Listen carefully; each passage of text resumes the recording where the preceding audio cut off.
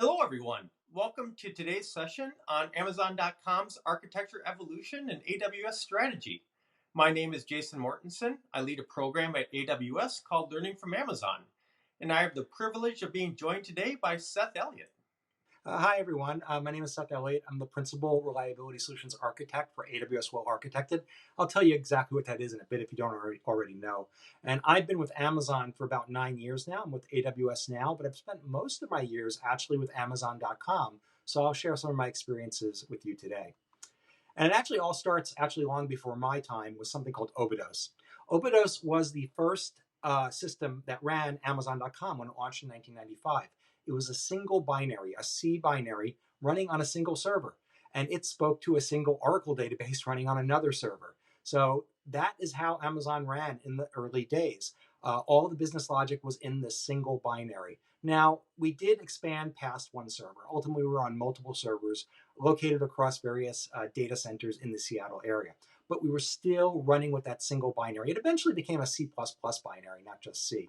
But that single binary presented some issues for us. Like, for instance, in order to build it at the time, it wouldn't build. It was too big unless we stripped out the debug info. So if any issues happened in production or even in testing, we couldn't debug them because there was no debug info. It was stripped out of the binary. Also, if you were a developer, and again, all business logic, all features went into the single binary. If you were developing, you had to make a change to Obidos, and it took 12 hours to build on your desktop. So that was certainly no fun for our developers. Another consequence of having all the business logic, all the features in a single binary is that everything's really tightly coupled together. So if you wanted to launch something to production, you made your change, you did your 12-hour build, you tested it, you checked it in, and guess what? Now you're waiting for the build and deployment to happen along with everybody else who checked in something. And it just takes one other person's code to cause a bug or a deployment issue or a build issue, and you weren't going to be deployed that day. Start over. So this tight coupling and stacked releases really led to a slow cadence of releases. Overall, it slowed the pace of our ability to innovate. Now, Obidos actually follows the long Amazon tradition of naming things after words in Portuguese or places in Brazil, or more specifically, places on the Amazon River.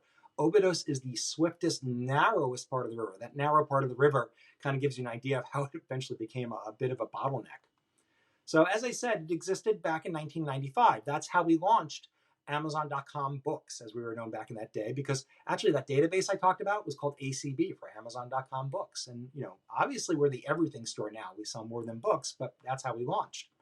Now, around 2000, a lot of the senior engineers, including some of the founding engineers that were there from the beginning, realized that this wasn't going to serve our needs. We weren't going to be able to grow and scale with this architecture. So they released a memo called the Distributed Computing Manifesto, and they talked about service-oriented architectures, how we need to break down the monolith. Obidos is basically what you call a monolithic architecture, and they wanted to break it down to an SOA or service-oriented architecture. And this manifesto also talked about how we couldn't call the databases directly, we should call them through APIs. That's always a good idea. And how the entirety of Amazon.com wasn't just a single domain, but with several domains like ordering, fulfillment, website, customers, and these domains should have their own primitives and their own services.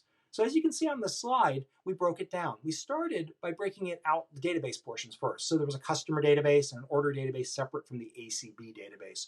And then next step around 2000 was to start putting services in front of those databases. And the services started out as simple APIs to the databases. But over time, once you have a customer service, where is your customer business logic going to go? Into the customer service. So they grew into their own services in their own right. Now, fast forward to 2006. This is the end of Obidos. So Obidos was replaced by a system called Garupa. And while Obidos was the narrowest part of the river, Garupa is actually where the river fans out. That makes a lot of sense considering what Garupa does. Garupa is, amongst other things, a web page assembly engine. It's calling hundreds of services, microservices on the back end. The business logic's no longer in Garupa. The business logic's not all in one binary. The business logic is now divided amongst all these hundreds of microservices, and it's Garupa's job to call them all and make things happen in a very fast way, low latency way for our users. So this now Obidos was replaced. Now, when I joined in 2005, I actually got to work on that item service. And even in 2005, that item service was already a big, unwieldy thing. It wasn't very agile. It wasn't that much fun to work in. I mean, it did its job, but it was huge. So basically, the first services we created had grown themselves into mini monoliths. And what we did was we followed what's called a business bottleneck-driven rearchitecture. I later moved to the digital team. The digital team was the first team that offered video downloads and music downloads and even Kindle book downloads. And when you're serving electronic content like that, it's a lot different than fulfilling or ordering things that show up in cardboard boxes. And we need different functionality from the ordering systems and item systems. And the big mini monoliths couldn't meet our needs, not in an agile way, not in a fast enough way. So to prevent ourselves from being blocked, we created our own digital services. We created digital ordering, digital item. They still had dependencies on the big ordering and item service, but they moved the specific newer functionality into their own service. And what you'll see is that as you do that, as you need new functionality, you move it into its own service, or even as you migrate functionality out of the monoliths, eventually the old monoliths are kind of left hollowed out and you can deprecate them. And that is indeed what happened with the 3 services you see here, replaced by microservices. Now, I mentioned Garupa calls hundreds of services on the back end to do its thing. Well, this is an example of this. This is what's called an Amazon detail page. Now, a detail page is a place you look at the information on, and you can buy merchandise on Amazon. This is a detail page for the Fire tablet. Now, just looking, this is making hundreds of calls, but I don't want you to take my word for it. I'm going to zoom in on a part of it. I don't want to show you 100 calls, but I'm going to zoom in on a part of it here and show you a half dozen calls. On the left, you can see it's called the image block service. On the right, you see it's calling the title service and the byline info service. So it's calling all these back-end services very fast in parallel to render the page quickly, with the business logic being handled by all those services on the back end. So what does Amazon's architecture look like today? This is what it looks like today. It's a rather beautiful picture, actually. And what you're looking at is each dot in that diagram is an Amazon.com service. Yeah, there's over 100,000 of them. And as you know, services have dependencies. They call each other. We show that on this diagram by showing lines between the dots. It's a little hard to see the lines between the dots. You can see the lines at the edges of the diagram. So what I did is I picked one of the services and zoomed in on it. And here you can clearly see the lines between the dots. Now you can see this service is called by 300 other services. And so that is exactly what this diagram is showing you. Now, what we found was as we moved to AWS, as AWS was launched, and we entered the AWS era in the late 2000s, and we were moving all our systems from Amazon.com on to run on AWS, we found that having microservices simplified things. Rather than having to move a giant monolith and then deal with the complexity of moving it and then validating that all the functionality is working the way we think it does, moving small, discrete portions of functionality, microservices, was a lot easier to both do and validate. So that really helped us move into the cloud more quickly. And conversely, we like small services. Moving to AWS helped us decrease the size of our services, the size and scale of our code base. For example, prior to AWS, a lot of our services implemented their own queuing functionality or used queuing libraries that were offered as part of our code base. As we moved to AWS, we can instead use SQS or Simple Queue Service. And by doing that, we're moving the heavy lifting onto AWS, and we're able to remove hundreds or thousands of lines from our code base. Now, ultimately, we're using SQS, but ultimately we're using pretty much every AWS service that's out there is used by Amazon.com. As you'd expect, Amazon EC2 is a big one. That's our virtual servers. EVS, block storage, S3, which is object storage, RDS, relational database service, DynamoDB, which is our NoSQL database. These are all used quite a bit by Amazon.com, but pretty much every service is used. Now, as we move to a microservices architecture, well, actually, as we pretty much almost always, since 2000, been a microservices architecture and a service-oriented architecture, we also need to organize around that. And our organization reflects that ability to execute in these architectures. And Jason's going to talk to you a bit about that. Yeah, fantastic. Thanks, Seth. So, as Seth noted, people still matter, right? And people, it's not just the people that matter. It's how do you structure and how do you organize those people to so they're most effective, right? At Amazon, we have this concept called two pizza teams, and for those that may not be familiar with the term, the concept is that no team should be larger than can be fed with 2 American-size large pizzas over, say, lunch. So, say about 8 people, give or take. And we could do a whole presentation on 2 pizza team structures. I'm just going to mention a few highlights here. Teams have full ownership and autonomy. They're closest to their customer for their particular service or services that they own, right? So they have the freedom, they have the autonomy to select and prioritize what they need to do to best fit the needs of their customer. And then there's this concept of you build it, you own it. Kind of we think of this as core DevOps, but from the initial design spec through initial programming, through maintenance, through patching, through new features and support in between, and end of life, if end of life ever does come, the same team owns that, right? They own it from start to finish. Even when we think of things like support, right, our engineers carry pagers.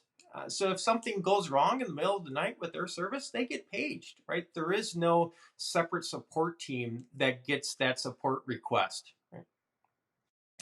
And it's just one example of a choice that Amazon teams have the ownership and autonomy to make is what programming language they use, right? Let's pick the best language that best fits the needs for their service and for their customer. Now, everybody's not reinventing the wheel, right? There are standard tools that are used across all teams. So think of things like performance monitoring or code deployment, right? You wouldn't want every team to develop their own code to do those core functions. So for those, we have separate teams, two pizza teams, that create those functions and have responsibilities for just that service that then all of the other two pizza teams use at Amazon. So we talked about microservices, we talked about teams. Let's abstract it up a few levels to Amazon.com's hybrid architecture for servicing the web page. So if we think about things, everything in Amazon starts with the customer and works backwards. In this case, the customer is coming in from a request from a desktop or mobile device, and that's going to be routed to Route 53. Route 53, of course, is doing core DNS resolution and returns the address of a content delivery network. Now, that content delivery network is going to be Amazon CloudFront, and Amazon CloudFront's using field level encryption. But we also have additional security and defense layers here using AWS Shield and AWS WAF or Web Application Firewall, and also actually feeding data through a Kinesis stream to Redshift. And Redshift is doing both site metrics, but it's also involved in rule checking, where I might want to deny or black hole or record a request for any number of reasons. So from there, I go to a reverse proxy, and then the reverse proxy is going to route that to the applicable web services fleet. Now, during a migration, that web services fleet could be, we say on-prem here, right? Amazon managed data centers. It could be in AWS, really depended on, where that workload was at that time during the migration process. But the reverse proxy, obviously using advanced routing and request manipulation to route it to the appropriate source. Now, thinking about this, Amazon is just a novel application written on top of AWS primitives when you look at it this way, right? And using the same primitives, the same services that are available to you, getting the same benefits that are available to you. We're not going to go into the benefits of every single AWS service on this slide, but just picking out a few here, using CloudFront helped Amazon both reduce latency, but also simplify the management of secure HTTPS connections. Route 53 was key when Amazon had multiple content delivery networks and being able to migrate between those CDNs seamlessly without any downtime. And of course, WAF or Web Application Firewall for core firewalling protection and improving availability, reducing costs, and Shield for that distributed denial of service protection as well. So let's dig into a little bit of the migration process. And one question that I often get asked, I think Seth often gets asked too, is what's the migration approach that Amazon took? Like, did you lift and shift all of your workloads? Did you re-architecture and then move to AWS? And the answer to that is yes, right? Or really it depends, right? I mean, we have multiple teams at Amazon, and there isn't a one size fits all approach for everybody. There's probably not a one size fits all approach for you. It really depends on your workload and your situation at that time. But if we say, what did most teams do, right? And if we look at it that way, security was first. And that's not most teams, that's every team, right? Security is job zero, and every team looked at for that particular service, is there any new security features, any new implementations or changes that need to be done to reflect a different environment, right?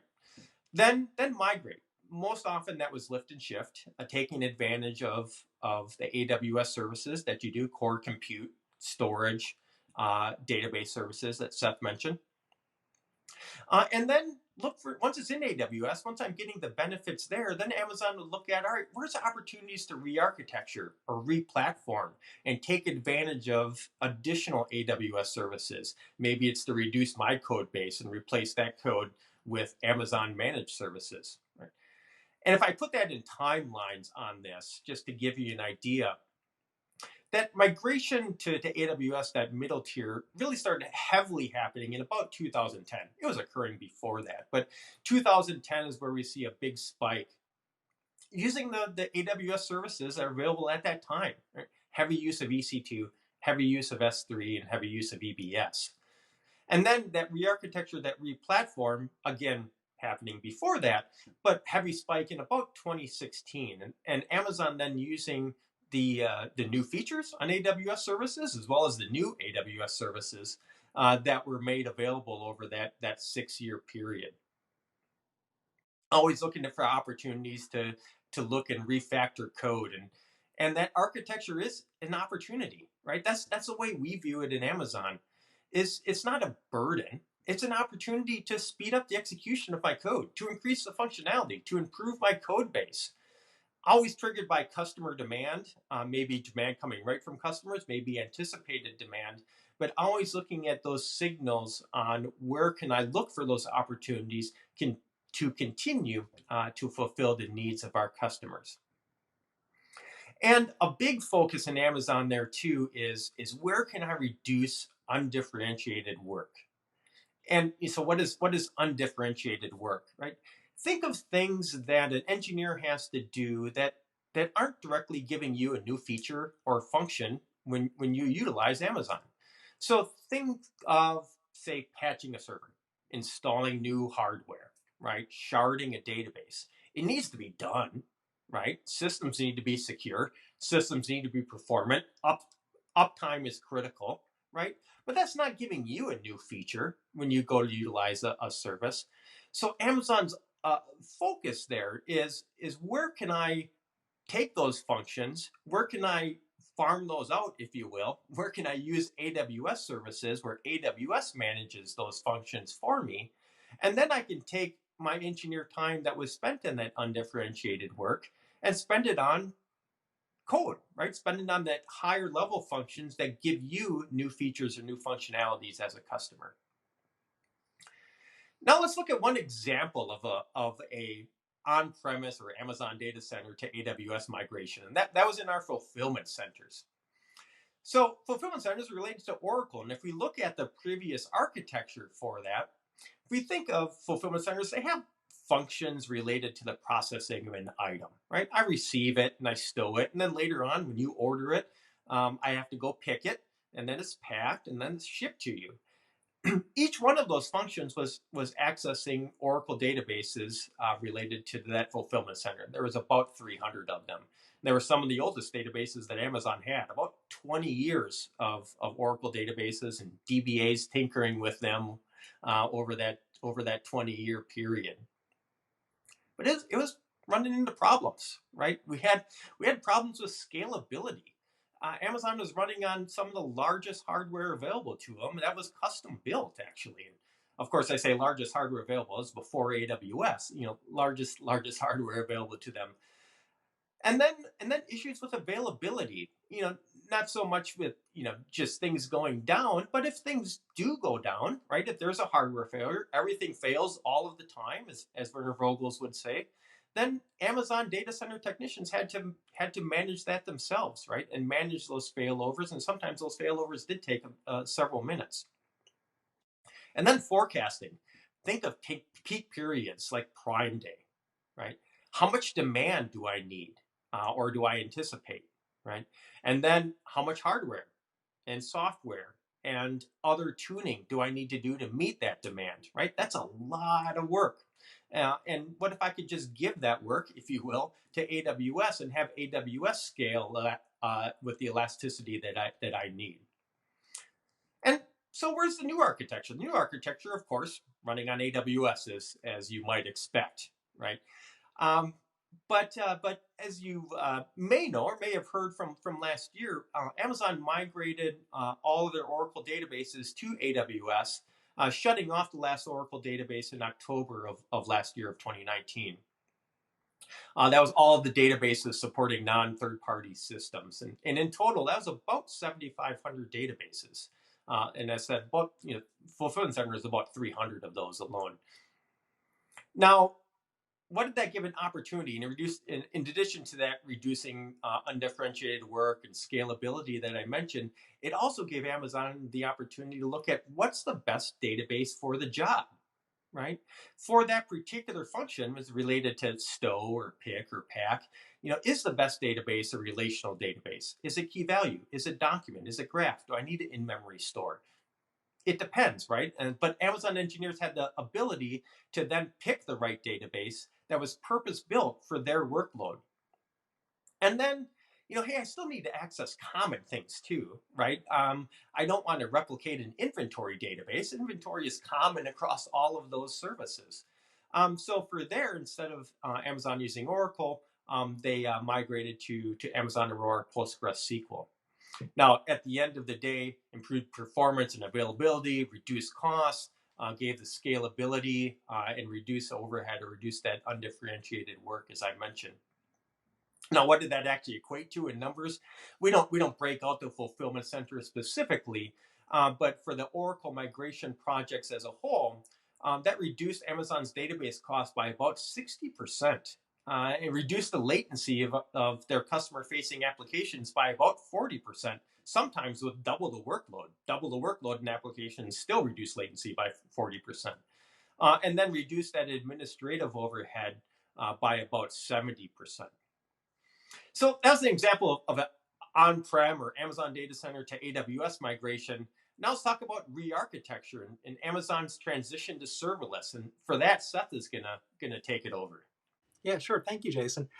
So as I said, I worked on the Amazon.com side before I came to AWS, but I was actually for a while, I was an AWS solutions architect working on the consumer side, working with teams that develop the Amazon.com site basically worldwide, our engineers, our developers. And I was, as Jason said, after 2016, teams were looking, how do you re-architect to take advantage of the latest and greatest in AWS? Either for new services or re-architecting old services. And when I talked to teams, it was almost always universal. They were very excited about serverless. And why is that?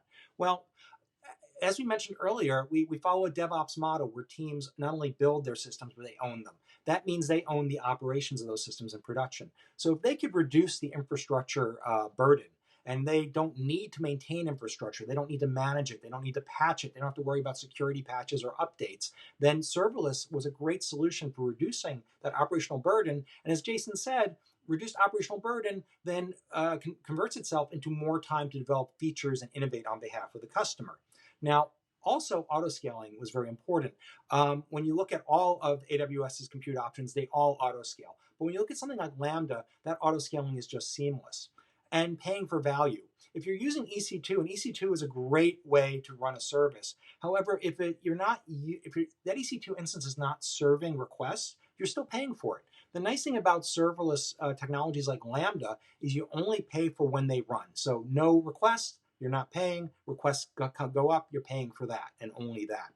And like all AWS services, the serverless options are highly available and secure. So in my time talking to development teams, as I said, it was almost universal that they were exploring serverless options, and most of the time, and much of the time, many times, they really chose those serverless options for their new architectures. And I want to share one example of that with you. This is from a couple of years ago. You might recall that Amazon.com purchased Whole Foods. Whole Foods is a US-based supermarket chain. And Amazon was also running a service, still is, called Prime Now. Prime Now is our service that enables you to receive your deliveries in just 1 or 2 hours. It's quite amazing, actually. And Prime Now wanted to be able to offer merchandise from Whole Foods stores. So in order to do that, they actually had to put the Whole Foods merchandise on the Prime Now and Amazon website. The way they did that is each store would send them an inventory file and a pricing file. Now, of course, inventory is going to vary from store to store, but actually pricing varied from store to store also. So each store had to send a pricing and inventory file.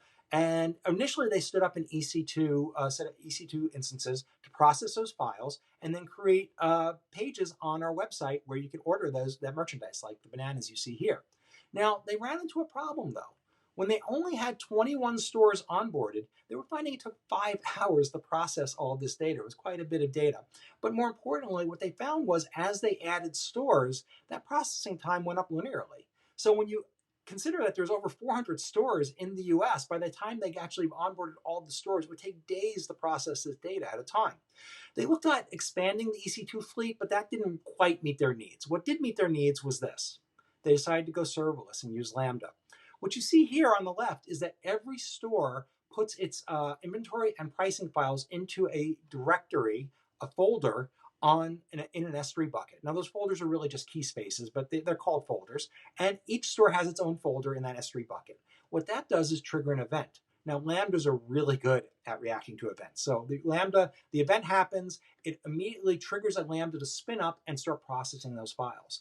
The Lambda processes those files, puts them in another S3 bucket where they can then be used to create the orders on the website, the actual pages on the website, and then spins itself down. The beautiful thing about this is you see 3 on the screen now. So this is 3 stores submitted their files. We processed all 3 stores. But even if all 450 stores submitted their files at the same time, it wouldn't take any longer. 450 Lambdas would spin up and each process their respective files from their respective stores, and we'd have it done in minutes instead of days. So another thing folks ask about when they ask about how Amazon.com runs and how it runs on AWS is that Amazon's famous for its availability. We're very customer obsessed. We want to be there available and reliable for our customers. And one of the ways we do that is with what's called a resilience score. Every service on the Amazon.com can generate one of these scores. And our tier 1 services actually are required to generate these scores. And these scores are reported to the team, and they're a measure of that service's resilience, and they roll up. So the manager of managers and even the VP can see how the resilience of their org is working. And it consists of 3 parts. The first part is, are they doing certain what we call non-functional testing? So are they doing chaos testing? That means, are they simulating events and failures and verifying that those don't affect availability? Because our services are built to be resilient. Even when failures occur, we embrace failure and still operate as expected. So this chaos testing validates that. And then, of course, load testing. This is where we're loading up a service and finding out where it breaks. And somewhat even more importantly, after quote unquote breaks, and we take the load away, how fast does it recover? So this is part of our measuring regimen that is part of this resilience score. The second part of it is this manual risk assessment. I say it's manual because the teams are self-reporting. The teams report on various best practices that they're either doing or not doing. Are they limiting retries? Are they cleaning up their log files? They report this, and this goes into the score also. But in addition to that manual assessment, there's also an automated assessment. There are things we could automate. We can crawl through the code base, we can crawl through the deployments and say, are your certificates still valid? Are you using auto-scaling? And this all goes into the score also. And this is very useful to actually understand a snapshot of our services and even our entire organizations, what our resilience is like. Now, this is not something that you can do on your own, but you can do something pretty close to it, and that's called the AWS Well-Architected Framework. The Well-Architected Framework is a set of best practices that we publish, we teach you about them, and we offer what's called the Well-Architected tool, where you can actually review your own workloads and systems against these best practices. The Well-Architected tool is available to you today. It's free to use. It's in the AWS console, and we'll ask you a series of questions and ask you, are you doing various best practices? So for instance, if I look at this question here, how do you design your distributed system to mitigate or withstand failures? You can see there's several best practices listed there, including control and limit retry calls, which is one of the best practices I showed you on the previous slide. Similarly, if you look at this question, how do you test reliability? Look at those last 2 best practices.